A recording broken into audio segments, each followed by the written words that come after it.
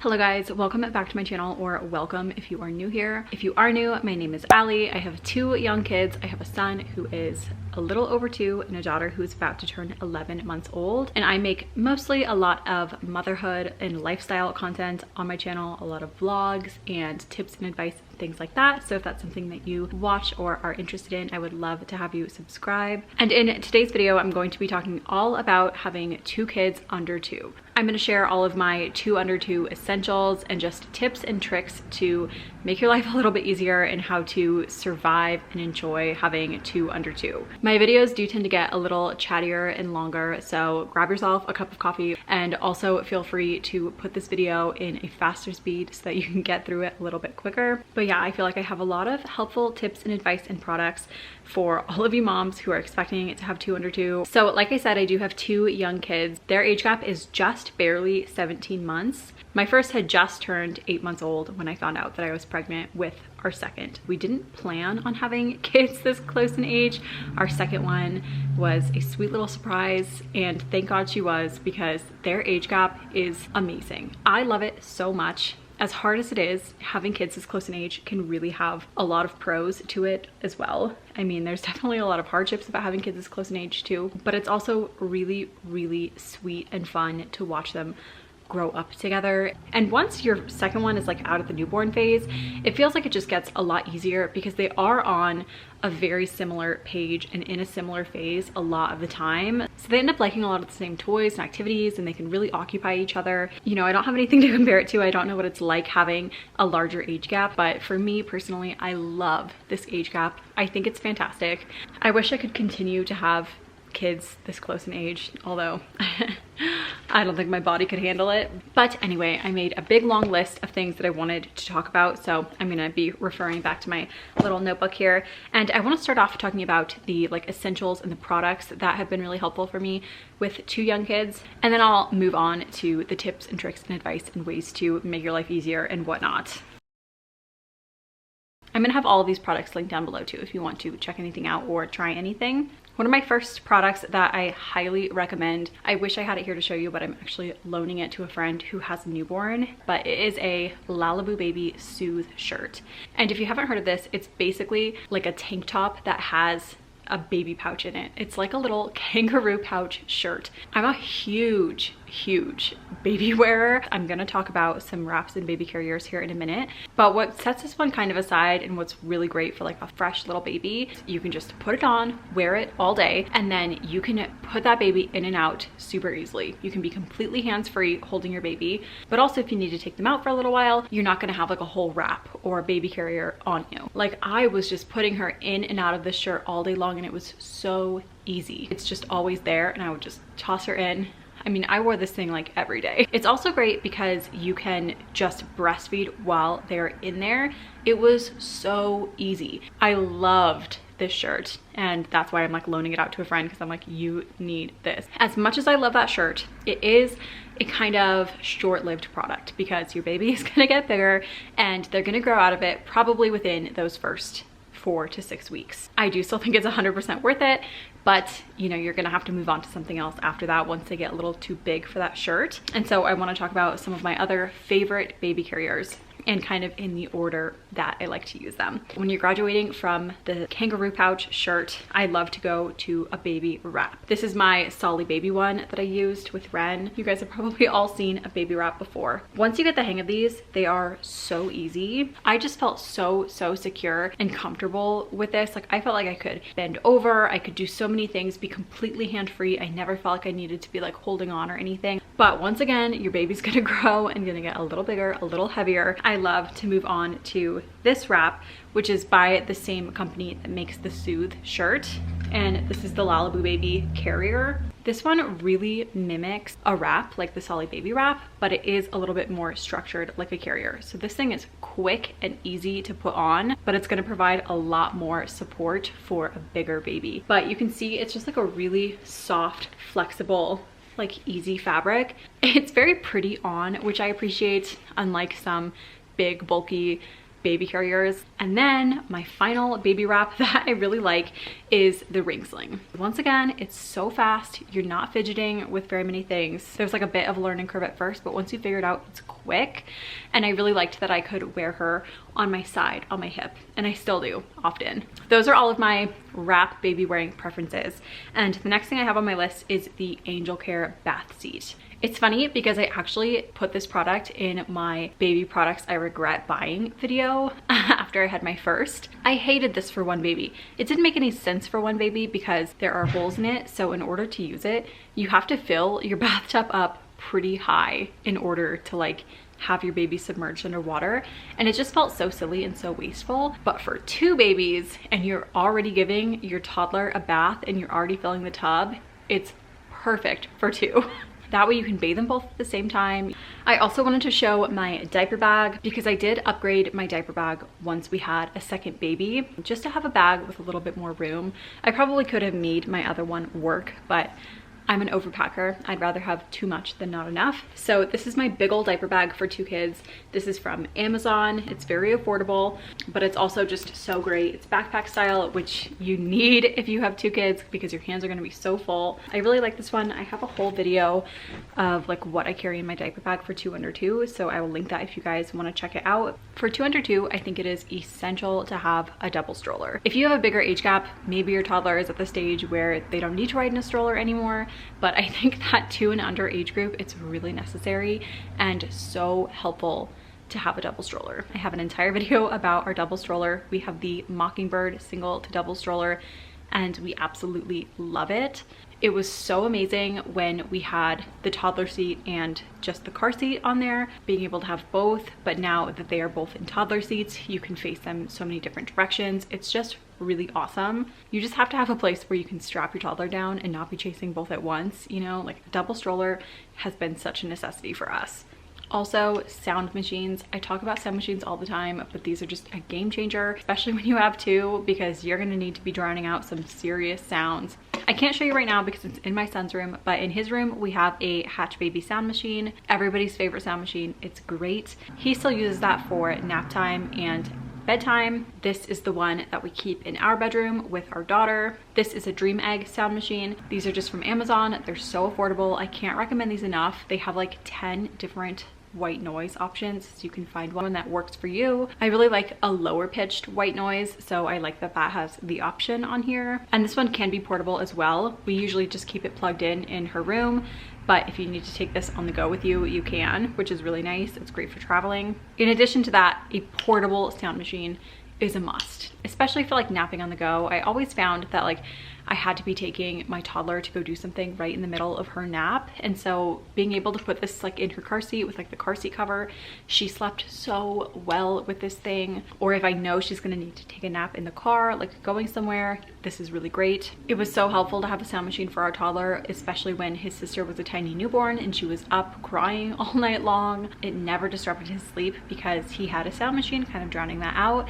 and then vice versa, when she's napping throughout the day, she can't really hear all of the chaos and destruction that her brother is causing because she has a sound machine. So definitely must have products for 2 under 2. Another must have for me was to have a bouncer, but just having a safe, secure place to put your newborn is definitely important. It was nice that I could strap her in and know that she was secure there. We also had a baby swing, but both of my kids preferred the bouncer over the swing, and it's way easier for you to move around the house, which is great. We just have a very cheap one from Target, but it worked so well for both of our kids. Something else we loved and that was really helpful in those early months is our helping tower, which is in our kitchen, and it's basically just like a little step stool ladder that your toddler can climb up on and kind of be at counter level in your kitchen, especially in those early months where I felt like I was always holding the baby and I couldn't hold him. Having him be able to climb up in there and be on our level and not feel like he was kind of like left out on the floor, I thought was really helpful. And we also do a lot of activities at the counter using that. I feel like it can give your toddler like a lot of confidence and independence, being able to like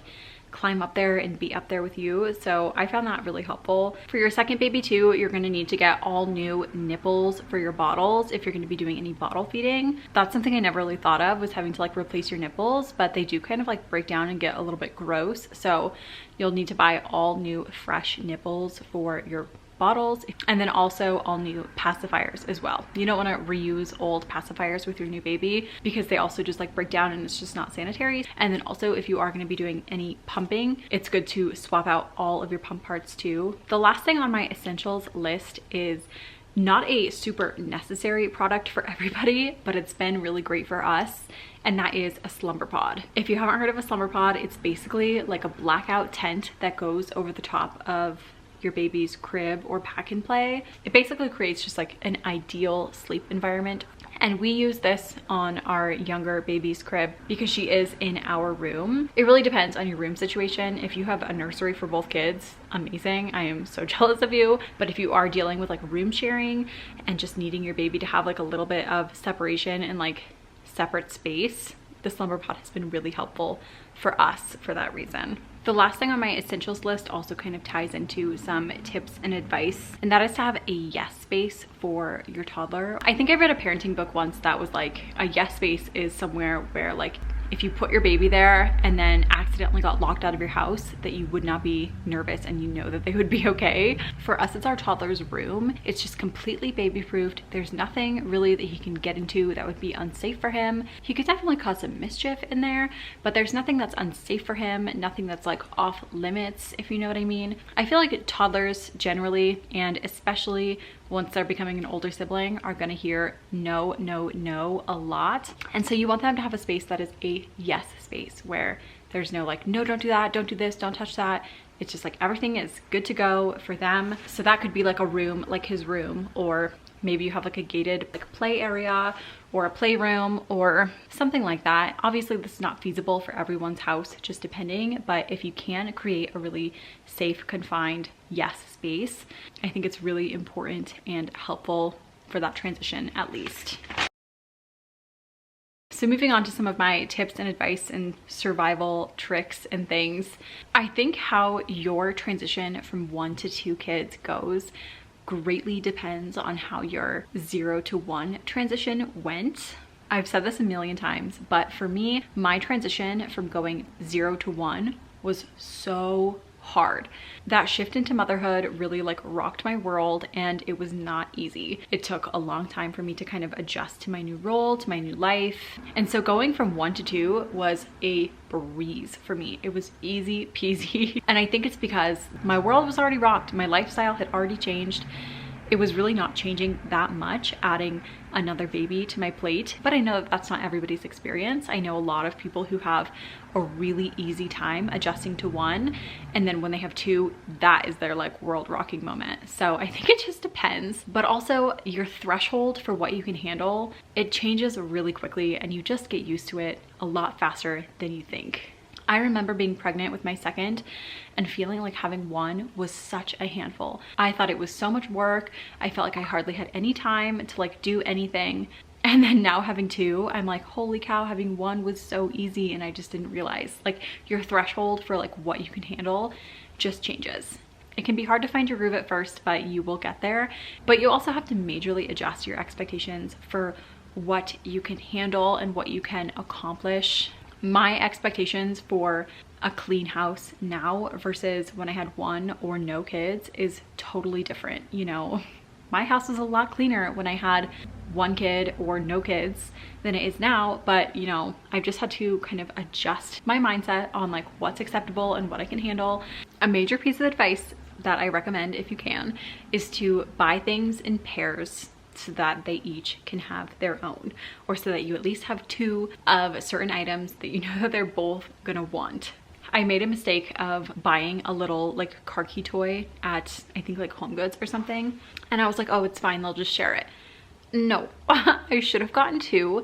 And same thing with like snack cups and just other like random little things like that. Letting them both have 1 is going to majorly solve a lot of conflicts.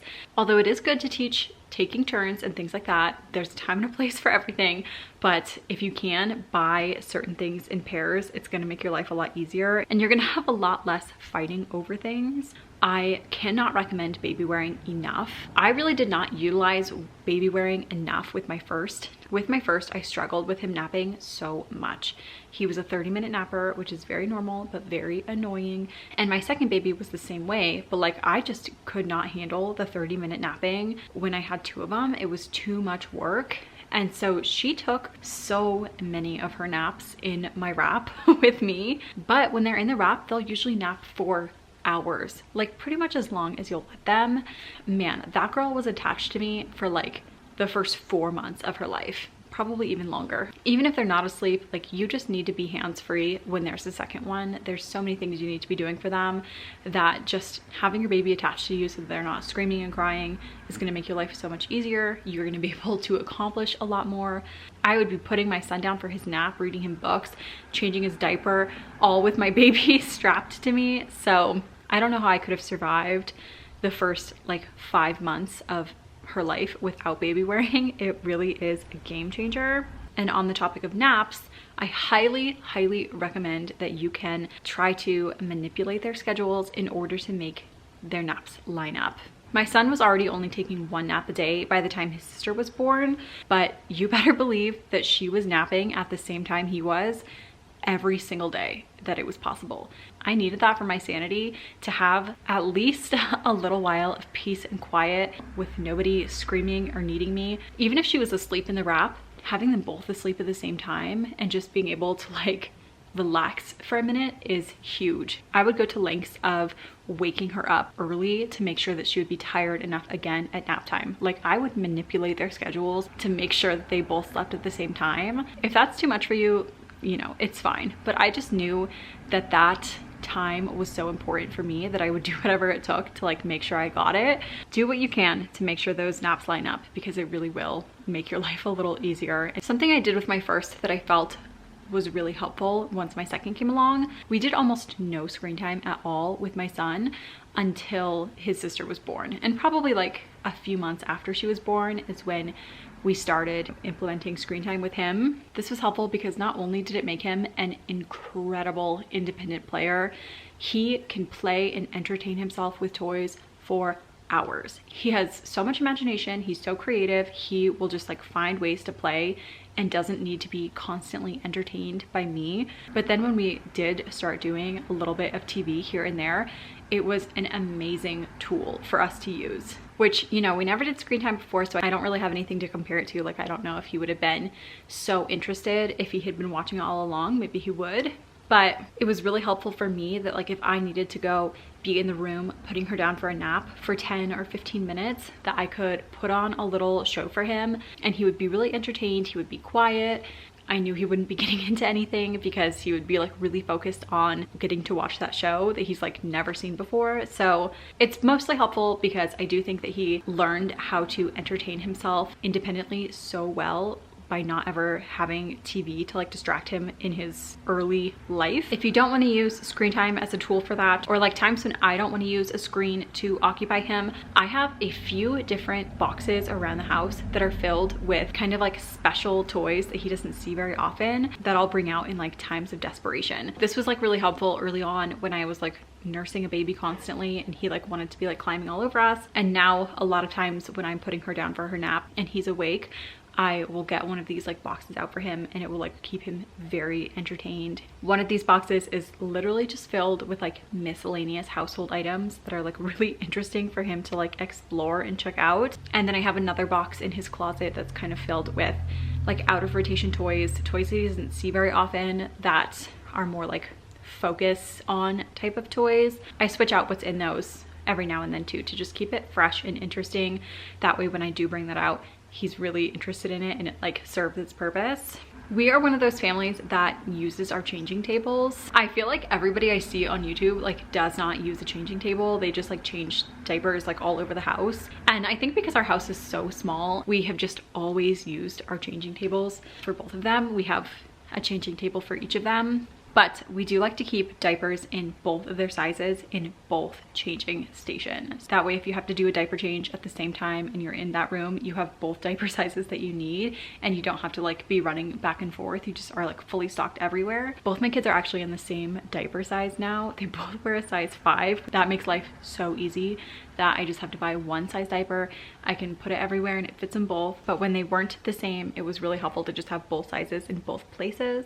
Along with the box of like special toys type of thing, I like to have a handful of activities or like activity ideas to do with my toddler while the baby is sleeping. Activities that are going to be quiet, but also something that we're gonna kind of do together to really have like some quality time one-on-one. It really makes a big difference to make them feel seen and have quality time together in that way. So we do activities like watercolor painting or like crayons, markers, stuff that would be a pain in the ass to do with the baby awake, like sticker books, stuff like that, where they're going to be focused and quiet, so not disrupting the sleeping baby, but also kind of things that they can't really do by themselves. That's like you guys doing it together. Play-Doh is another really good one for that. I have a little cabinet in our closet where I keep stuff like that, so if I can tell that he is like kind of needing some one-on-one attention from me, I'll pull some of that stuff out and let him like choose an activity to do. When you have 2 kids, you really have to prioritize needs. Like if they are both kind of losing their shit at the same time, they're both crying, they both need you for something, you kind of have to prioritize like what's more important, obviously, like who needs you more than the other. But I try to make a conscious effort to have it be fair and not always be choosing one over the other, and to kind of like verbalize that as well. Like it can be too easy to like always put your toddler second and make them wait, because a lot of times like the baby's needs are pretty pretty important, and like just easier to kind of take care of them and have your toddler wait until later. But I like to consciously be like, Ren, you're gonna have to wait. I need to help your brother with this, and verbalizing it so that he knows that I'm prioritizing him in that moment, and vice versa, just doing it both ways. I also try to really slow down those caretaking moments and try to turn them into quality time moments also. You can kind of get in the flow of just like trying to like do diaper changes as quickly as you can and just like get it over with really quick. But I think that like slowing down in those caretaking moments and making eye contact, talking to them, tickling them, like making them feel like seen and taken care of can be like a really good bonding one-on-one moment. Especially when you're not getting to spend a ton of like one-on-one moments with them, like turning the caretaking moments into quality time can be really helpful and make them feel very loved and seen. So I try to be really mindful about things like that, not just like trying to like rush through getting your kids dressed or changed, you know, like being really intentional about your time together. I also try to stay off my phone at meal times as much as possible. Dinner time here is phone free, but you know, breakfast and lunch I'll check in here and there, but I try to make sure that I'm not just, you know, scrolling on my phone on Instagram next to my kid while he's eating. Like I want to be there with him, talking to him, having lunch together, like, and not just, you know, trying to like get through those caretaking moments, but actually being one-on-one and intentional about those moments. Another big piece of advice is to let your older baby stay a baby, and don't try to rush any big milestones just because you have another baby now. I felt like there was a lot of pressure and a lot of comments when I was pregnant with Ren, or when Ren was really little, about needing to get Hawk potty trained, or needing to move him into a toddler bed, or needing to do all of these things and like move him up before she came, you know, kind of things like that. But he's still a baby too, and he was not ready for potty training, and he wasn't ready to move into a toddler bed. There's no need to rush those things if you don't have to. And I think that rushing those things too can make the transition harder for them also, because not only is their whole life changing and there's this new person and their parents are busier than before, but now they have a new bed and they have to go do this or whatever, you know, like trying to keep as many things consistent and the same for them is gonna make everything easier. Just let them stay a baby, let them be little, and don't put that stress on you either of making big transitions while you're already going through a big transition. Another piece of advice is when shit is hitting the fan and they're both having a really rough day, everybody's having a hard time, is to just go outside. I don't care what the weather is, if it's raining, snowy, super hot, whatever it is, outside is like a magic reset button for kids. We spend so much time outside no matter what the weather is, because it really just does make everything better with kids. And even when it's really cold and gloomy or rainy or snowy, we will try to get out of the house and go walk around the neighborhood in a stroller, because it's just so good for them and it's good for you too. The last piece of advice on my list is don't forget to enjoy them. Even though it is really hard and really crazy, don't spend so much time just trying to get through the day or get things over with. Try to slow down and just look at your tiny, beautiful babies and enjoy them. Take so many pictures, take so many videos, just savor the moments, because they really do go by so extremely fast. Just make sure that you're really savoring those moments and enjoying them. Okay, I feel like I have been talking for forever, so I'm gonna try to wrap this video up here. I would love it if you guys have any other advice or anything like that. Leave it in the comments for other moms to read through. I love when the comment section can be like another place for moms to get more advice or more product recommendations, or if there's anything else that I didn't mention that worked for you, leave it all down there. I love that. And if you guys like this video, please give it a thumbs up. Let me know if you want more videos like this. And yeah, don't forget to subscribe and follow us on Instagram, and I will see you guys all in our next video.